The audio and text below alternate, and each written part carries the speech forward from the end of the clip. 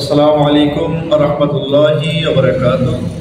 দেশ ও দেশের বাইরে থেকে যা দেখছেন সকলকে ইসলামিক মিডিয়া 24 চ্যানেলের পক্ষ থেকে শুভেচ্ছা ও অভিনন্দন। আজকে একটা বিষয় নিয়ে চলে আসলাম, ভিডিও নিয়ে।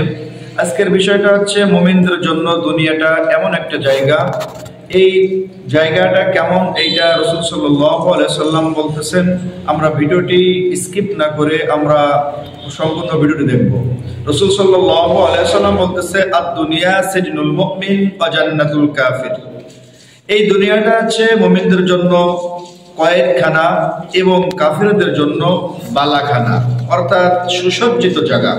আসলে কেন আজ মুমিন মুসলমান যারা আছি আমরা, আমাদের মুমিন মুসলমানদের জন্য দেখেন প্রতিটা পদে পদে হিসাব কিতাব করে আমাদেরকে চলতে হয়, কুরআন সুন্নাহ অনুযায়ী আমাদেরকে চলতে হয়, শরিয়াত মোতাবেক আমাদেরকে চলতে হয়, আল্লাহ রাব্বুল আলামিনের হুকুম মেনে চলতে হয়।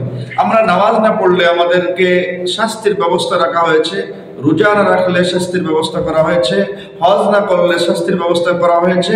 এইভাবে ইসলামের প্রতিটা কাজ আমাকে আপনাকে পুঙ্খানুপুঙ্খানুভাবে করতে হবে। যদি না করা হয় তাহলে আমরা দুনিয়াতেও কামিয়াবি হতে পারবো না, আখিরাতেও মুক্তি পাবো না। এজন্য আসুন আমরা সকলেই দ্বীনের লাইনে দ্বীন বুঝে আমরা চলবো এবং কোরআন সুন্নাহ অনুযায়ী আমরা সকলেই চলবো।